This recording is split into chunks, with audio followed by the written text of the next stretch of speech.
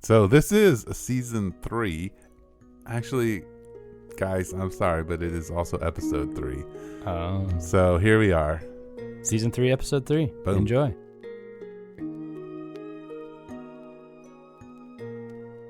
Welcome to Faith Over Breakfast. My name is Andy Littleton. I'm from Mission Church in Tucson, Arizona. I'm sitting across from my puka-shelled friend, Eric Deepen, from the village here in Tucson. And did you know, Eric, this is a side note, that there's a new trend on Instagram called Visco Girls. Visco Girls. And they're all wearing puka shells now. Puka shells. Did you know that? No. So your necklace is back to super cool. Like, well, puka shells were pretty popular in real early 90s. Oh yeah, I've done it. I've been and there. I noticed that the styles have we've moved all the way through the 80s. We've just hit the early 90s. Yep. And so the puka shells will be. I'm hoping 6 months. Probably. You're like a good diner, like the one that never remodeled, but now you're like, thank goodness they never remodeled because it's so trendy and it's so trendy retro. Now. It is, yeah. Well, look, in my opinion, the early 90s and mid 90s were the best styles. Oh man, they were much better than the 80s. You know, man, I don't know. I can't handle the high waisted pants and the lack of bell bottoms and lack of bell bottoms. I can handle the lack of bell bottoms. The 90s had good bell bottoms versus they were just boot cut with a little ripped out instead of the full on bell bottom. Hilarious. I remember that. Yeah, well, it's very 90s, right? Gosh. And everybody still does it. You see it. They just they'll use the boot cut as much. Anyway, why are we talking about this? Our podcast is about discipleship, and we went all over the map. We jumped off of some there was some heavy critique of the church that you brought up by somebody, and somehow we landed on discipleship at the end of it all. So actually, it flows pretty natural if you think about it. I loved it. This was a fun podcast. Yeah, same. So enjoy. All right.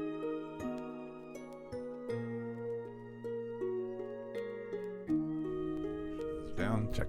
We're good to go. It's good to see you, Andy. Hey, good to be here. Welcome to Faith Over Breakfast. It's a true faith over breakfast for me. I'm eating a carrot cake Cliff Bar. And you got some coffee, which I think you made at home. You made coffee at home. Yeah. Yep. Or my wife did. Oh, let's be honest. Let's be honest. Thank you, Nicole. Yeah. So anyway, this guy. Here are some of the overt and covert themes from my experience of Christianity that I have found toxic over the years. Ooh. And so then he has things like... Who is this now? This is Dan Koch, I think. C-O-C-H. I think I've heard of him. Okay. What was the band he was in? Oh, gosh. It's a pretty popular band, but anyway. Nickelback? Yeah, Nickelback. No, it wasn't Nickelback. I'll remember in a minute. Human beings are primarily... intrinsically sinful and evil. Because humans sin against God, they are deserving of eternal suffering and torment. God uses Hitleresque violence to discipline those who are disobedient. God's truth can only be found in biblical text. The body and its desires are wicked. The Bible is completely free from contradictory positions on God and the godly life. Masturbation is unholy and sinful. Why do you throw that one in there? I don't know. I'm just reading the list. That's interesting. It's like the problem of evil and masturbation.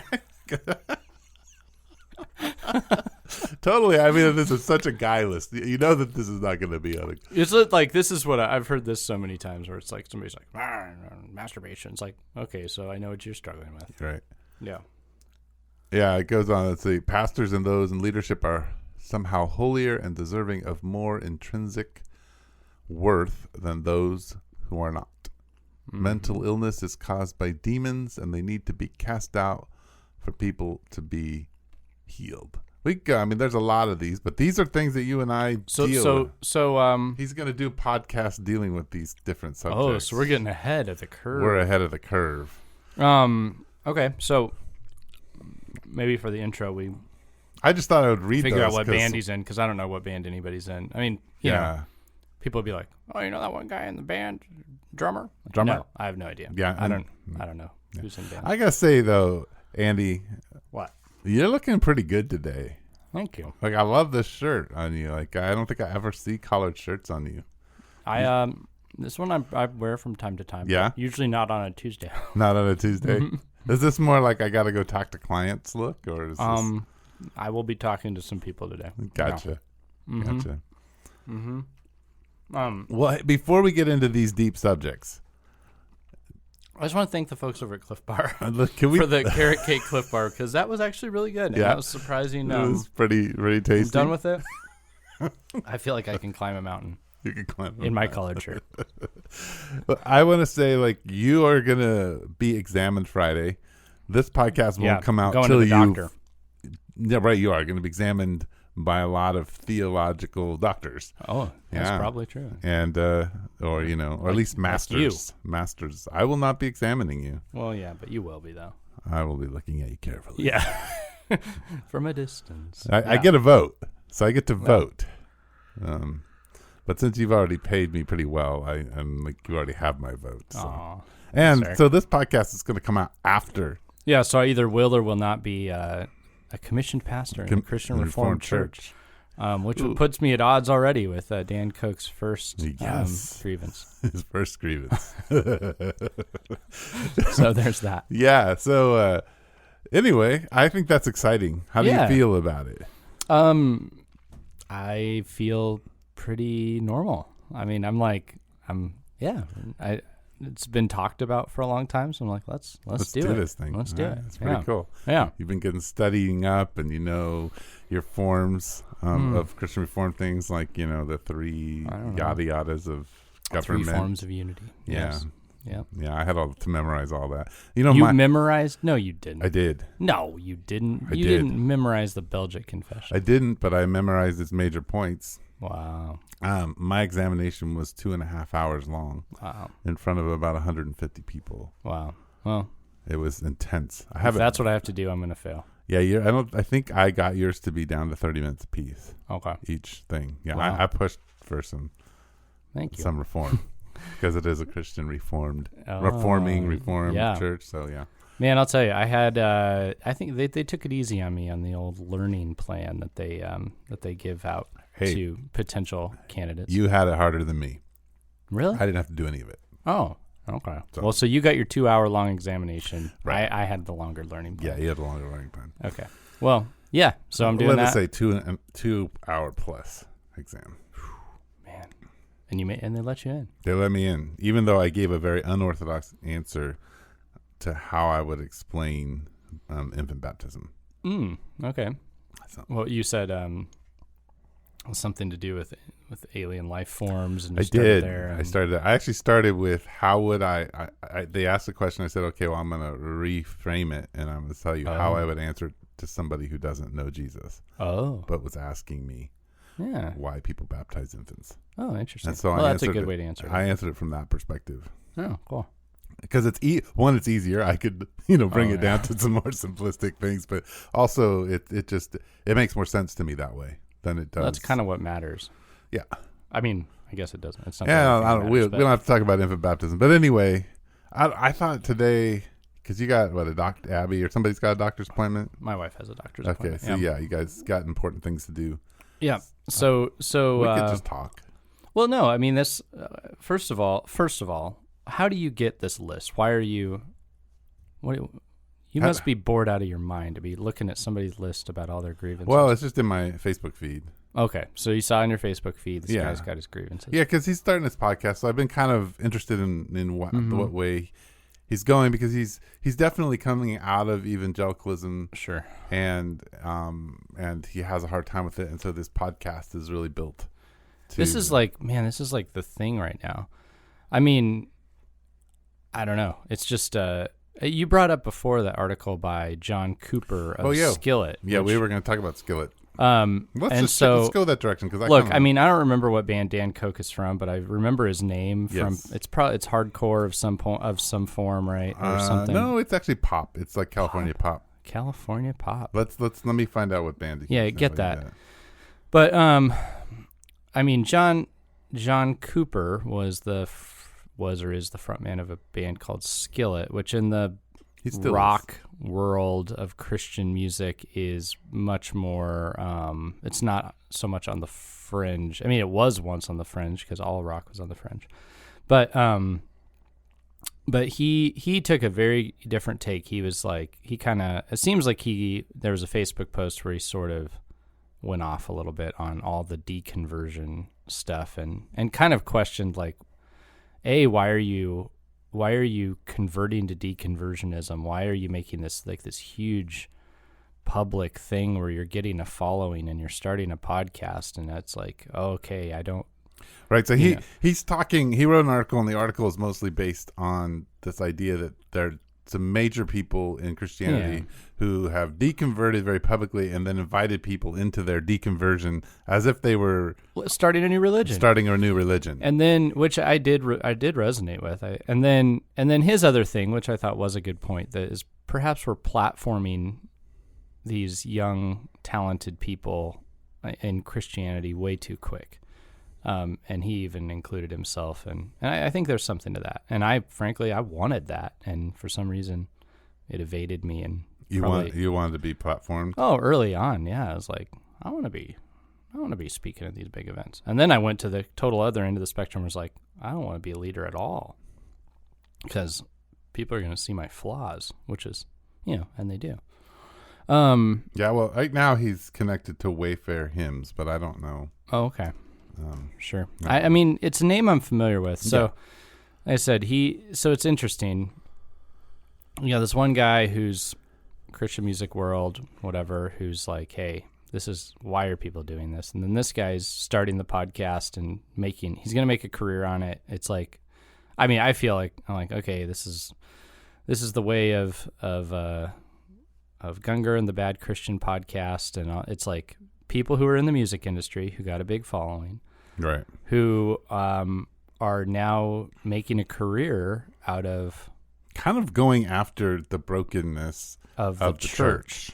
Yeah, and it's like, that's great. Like, yeah. But can we imagine doing that to like our families? And I'm sure some people have, but like, who doesn't have a broken family? And what if like you capitalized on and made a career out of just exposing all of the things about your family that you thought were stupid, which, by the way, you're going to grow up and your kids are going to look at you and say you're stupid. So, Dan Koch, the version of religion that you create, somebody will one day critique. Right. Are you ready for that? You know? And I don't. So here's my thought and question for all of that. Yeah, I mean, you're pastor of a church that primarily is millennials. I mean, you do have intergenerational, but you do have a major population of millennials. We do. I would argue our church has a major population of slightly older millennials, but and a little bit more intergenerational because we're older in the sense of just being around longer. Yeah.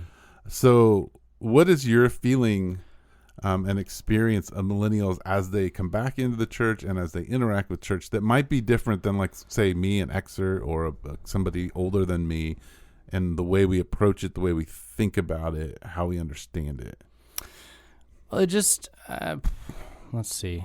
I mean, in one sense, I want to say things are far more drastic. Like, I think the Xer, so let's go back even another generation. My dad was maybe, early boomer, if you will. He's older, maybe on the tail end of the silent generation, perhaps. Yeah. I forget where the cutoffs are. The cutoffs don't matter. I mean, he's older. Great. He's a parent of you. Great. Right? I mean, that's so one of the and in my book where I talk about my dad, I get into this thing about his faith, and it turns out, and he shared this. He never talked about being sure of himself or so positive. He had incessant doubts. Right. But the way that he dealt with his incessant doubts was that, and he wasn't hiding them, but it wasn't like his new platform. It wasn't his new thing. He actually pressed forward into them, I would say. Like, he doubted stuff about the scriptures, so he continued to read them on a regular basis, and he saturated himself in them, and he didn't, like, just throw them in the trash, right? And he had his doubts and some real frustrations with the church. In many ways, it didn't fit for him at all. But he went, like, consistently his whole life, and he didn't let those discontinuities, he didn't just throw it in the trash. So there's that. Right. And then I think that the next generation, maybe yours, maybe sped that up. There was more of kind of thinking differently and going, okay, maybe I don't have to do this. But it wasn't as drastic. I would say like a deconversion in your generation might have happened if somebody was... Well, we just walked away because nobody cared about us. Yeah, nobody was paying attention. But you didn't capitalize on it. You didn't make this big thing. It wasn't...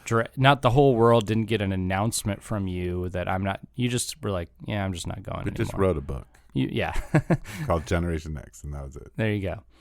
And then it feels now as if it's always drastic. And that's now that's not true, because I think there are folks in our community who are full of doubts, who are actually still plodding forward and working on it. And we've had people who've come back to the church who didn't that wasn't their big social media thing, and so that it's not, we're painting in broad strokes. Well, we should paint in broad strokes. It makes you uncomfortable, and that's good. Oh, good. Thank you. Yeah, you don't like to paint in any broad strokes, but broad strokes are good.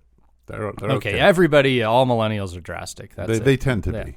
But it just feels like it's all or nothing. It's if I'm not sure about this, I'm going to throw it in the trash, and I'm going to go wholesale into something else. I'm going to go run headlong into something else. Right. And or I'm going to create something myself, and it's going to be my big thing, and I'm going to and it's probably going to be my career, because I don't want to go to work, because I want to make my own schedule, because I want to rule my life. Right. Yeah. So I don't know. That's the kind of stuff that. That my thing. What would you say? Yeah. Well, I think what I've experienced, and I like what you're saying, because I do think there's a more drasticness to it. I've also experienced that there's just this, like for Xers, for me, my generation, we didn't think that necessarily the institution itself was fully, like the theology was a mess. Mostly we thought that it was being applied wrong. Like politically, something needs theologically, to be tweaked, perhaps, but it's not the whole thing's. Yeah, well, just corrupt. Our parents just didn't understand it. They read it wrong. Oh, sure. They read the text wrong. That's kind of where I did that a lot. Like I looked. You and I are almost in the same. We're close to the same. Yeah, I definitely did. Where I would go. I'd hear something taught in a church, and I go, I don't know about that. And I'd go read it, and I'd go, I really don't know about it now. Does anybody say anything different? Yes, they do. Okay. I could consider that. Right. But it was much more nuanced. Yeah, and I think we did that politically. I mean, outside the church and inside the church. Whereas I think millennials actually feel like they can come in and critique the institution, change the institution. It doesn't matter if it's the church or not. I think millennials... Oh, no, I think it's across the board. Institution. It's like the CIA is all garbage. Right.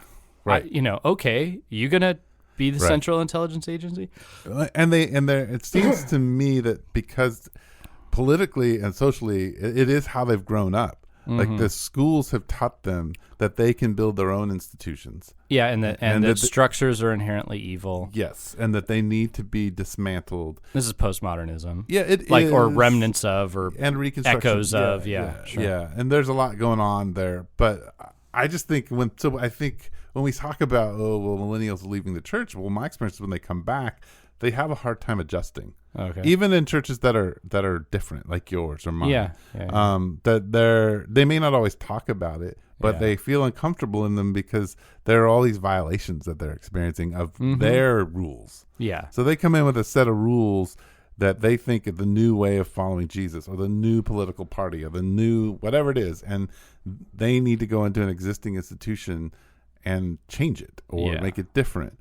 And they also which I think is I'm just going to say is like total garbage. Like I had a conversation with a guy. Now I'm painting in broad strokes. You told me to. No, well, and I think, hey, let's get a little, I was just listening to a podcast that was saying, look, when we, as pastors, our job is not to join the antagonism, meaning not to join the tribal flag. Oh, sure. But we are to be able to, we should disrupt people. Well, and when we disrupt people, we can allow people to then begin to reconcile. So go for it. You just said it's complete garbage. Well, no, I think so. The statement that you're making here about millennials and institutions, and they have to critique them and all this stuff. I mean, here's what I've observed is that they immediately, and I had this conversation with a guy. It was like, I think millennials love institutions. I think they love them. They can't live without them. Like, what are they doing? They're building a social network. Oh, what's that? Like, it's a bunch of people who are collected around the same sort of ideas who will praise everything you do. And that's kind of an institution, if you will. Yes. And they want to gather people together. And there's nobody is,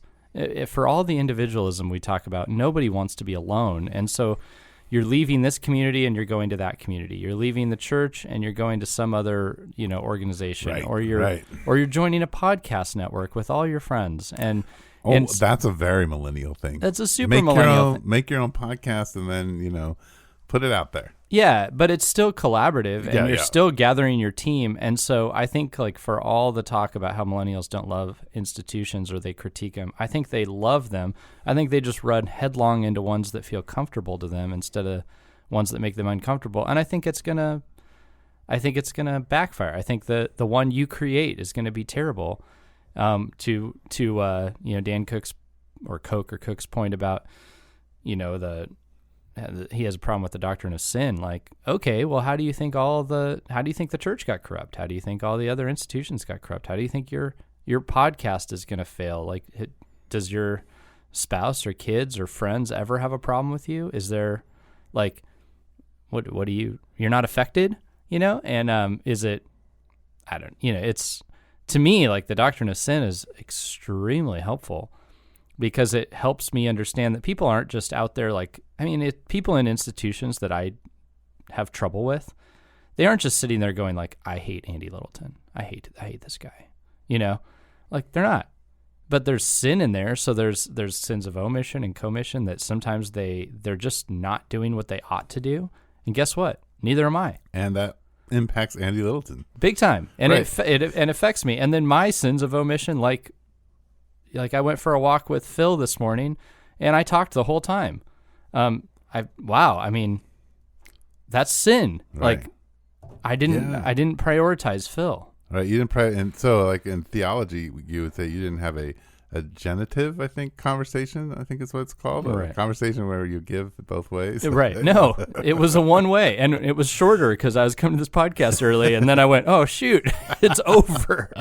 Which, by the way, this podcast could be over pretty soon. It is going to be over pretty soon. Anyway, but I'm just saying, I get the critique, and it's fine to have the conversation. It's always fine to have the conversation. Of course it's fine to have the conversation. And I think, we started this conversation with talking about the guy from Skillet, and I think his idea in his article was like the young people,